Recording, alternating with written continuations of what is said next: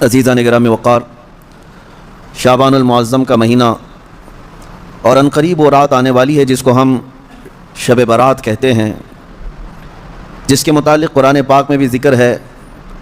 اللہ تعالیٰ نے یوں فرمایا: حامیم والکتاب المبین انا انزلناہ فی لیلۃ مبارکۃ انا کنا منذرین فیہا یفرق کل امر حکیم۔ بعض مفسرین نے فرمایا کہ اس آیت کا تعلق اس 15ویں شعبان کی رات سے ہے۔ بہرحال اتنی بات تو سارے لوگوں کو پتہ ہوگی کہ اب ہمارے زندگی کا ایک باب 14ویں شعبان کو بند ہو جائے گا اور 15ویں شعبان کو ہمارے نئے سال کے تمام معاملات کا دروازہ پھر سے کھولا جائے گا۔ یعنی اس رات کو اللہ تعالیٰ فرشتوں پر تمام معاملات کا حکم نازل فرماتا ہے کہ فلاں بندے کے ساتھ سال بھر میں کیا کیا ہونا ہے۔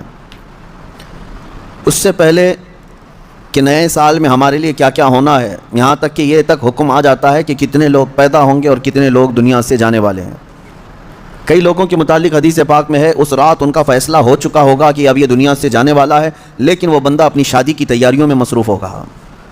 کسی کے موت کا پروانہ جاری ہو چکا ہے لیکن وہ اپنے گھر بنانے میں مصروف ہوگا، وہ اپنے کاروبار کے ترقیاتی کاموں میں مصروف ہوگا، اسے اندازہ تک نہیں ہوگا کہ اس کا فرمان نکل چکا ہے۔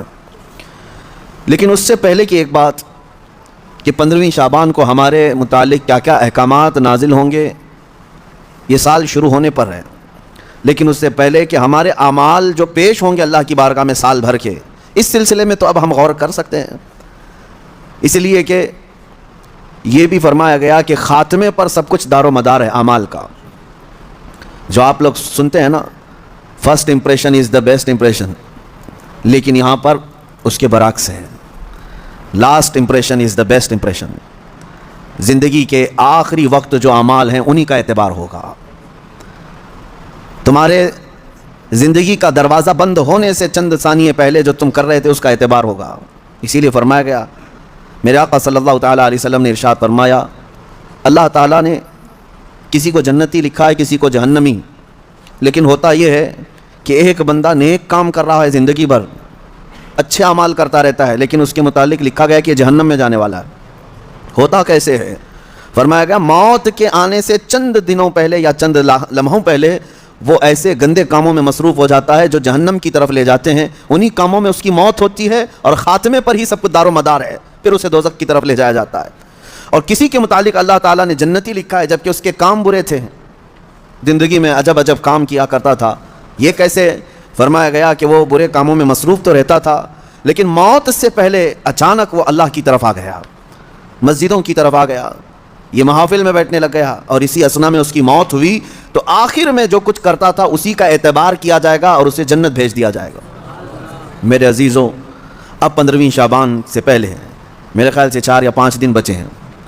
اس سال جو کچھ بھی گزرا ہے اس پر اب ایک دروازہ بند ہوگا اور اللہ کی بارگاہ میں اس سال کی کتاب پیش ہوگی، یعنی شمسی سال کے اعتبار سے، انگریزی مہینوں کے اعتبار سے 2022 اور 23 انکم ٹیکس کا حساب ایسے ہی چلتا ہے، 20-21 21-22 22-23، اس طرح سے آپ کا 22 اور 23 کا حساب 4 دن کے بعد اللہ کریم کی بارگاہ میں جانے والا ہے۔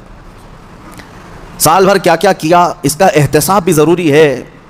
اگر خود سے کیلکولیٹ کرو گے تو فیوچر تمہارا مستقبل اچھا ہو سکتا ہے، اگر احتساب نہیں کرو گے تو پرانی غلطیاں ویسی کی ویسی رہ جائیں گی اور اسی پر تم آگے عمارتیں بڑھاتے چلے جاؤ گے۔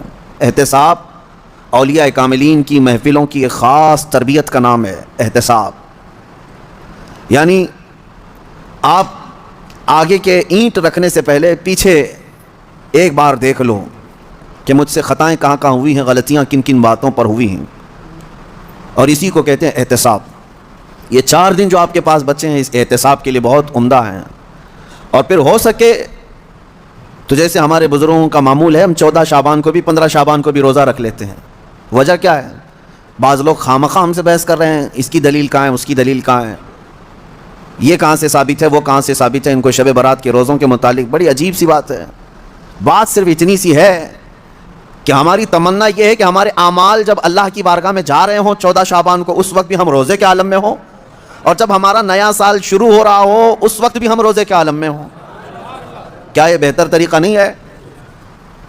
اسی لیے بزرگوں کا معمول رہا کہ اس سال جو بھی چلا جیسا بھی گیا گزرا تو ہے، لیکن اخیر وقت کچھ ایسے اعمال کر لو کہ اللہ کی بارگاہ میں جب یہ پیش ہوں تو تمہارے لاسٹ امپریشن کو دیکھا جائے، تمہارے آخری اعمال کو دیکھا جائے کہ آخر میں یہ کیا کرتا تھا. اور ہو سکتا ہے اس آخری عمل کی بدولت اللہ تعالیٰ پچھلے تمام گناہوں کو معاف فرماتے ہیں. آج چونکہ یہ جو محفل ذکر ہے رمضان سے پہلے کی شاید یا اب آخری ہے، میں سفر پر روانہ ہو رہا ہوں، اس میں اگلی 2 محفلیں ہماری نہیں آ پائیں گی، رمضان المبارک سے پھر انشاءاللہ ہوگی. لیکن آج میرے آنے کی خاص ایک وجہ یہی تھی، جبکہ میں مسلسل سفر میں ہوں، اسی وجہ سے میں آج یہاں پر آیا کہ میں خود اپنے لیے بھی اور سب کے لیے بھی 15ویں شعبان سے پہلے ایک ایسی محفل کریں کہ جو ہمارے اس گزرے ہوئے سال کے اوپر ایک ایسی مہر لگ جائے کہ اللہ اس محفل کی برکت سے ہمارے پچھلے گناہ معاف فرمائے. عزیزان گرامی وقار، میں بس مختصر سی بات عرض کروں گا. اللہ نے قرآن میں فرمایا ہے دوڑو اللہ کی طرف، ففروا الی اللہ، اللہ کی طرف دوڑے دوڑے آ جاؤ. سابقوا الی الخیرات، نیکیوں کی طرف دوڑ بھاگ کرو، جتنا ہو سکے بھاگو.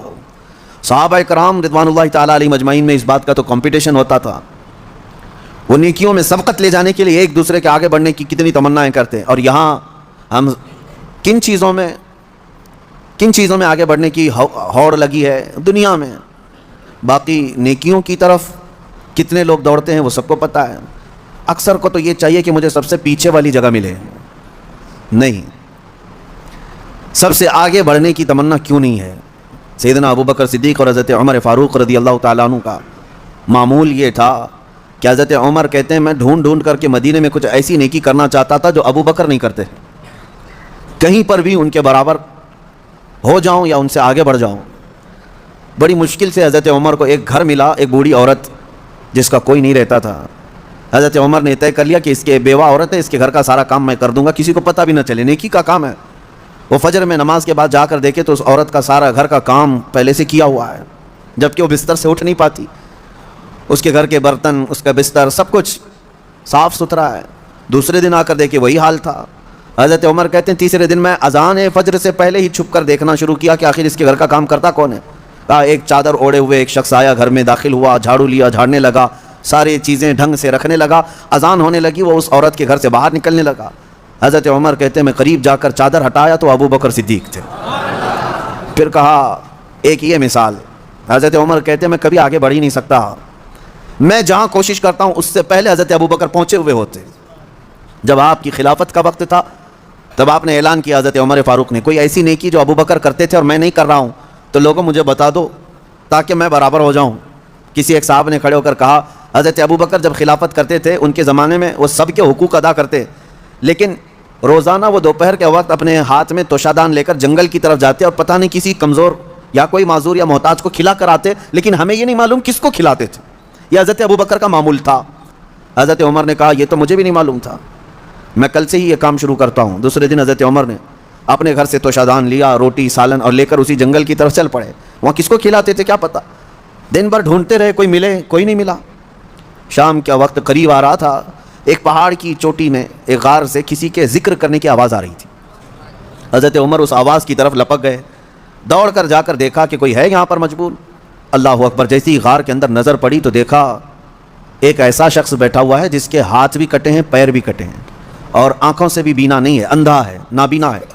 اتنی معذوری کے عالم میں اگر کوئی بیٹھا ہوا ہے اور غار میں، تو حضرت عمر کہتے ہیں مجھے تو یقین ہو گیا کہ یہی وہ بندہ ہے جس کو حضرت ابوبکر کھلایا کرتے تھے. اس کا کھانا وقت کا خلیفہ کھلایا کرتا تھا. حضرت عمر کہتے ہیں میں گیا، چپکے سے جا کر بیٹھ گیا، میں نے آواز بھی نہیں کی تاکہ اس اندھے شخص کو یہ معلوم بھی نہ ہو کہ کون کھلانے آیا ہے.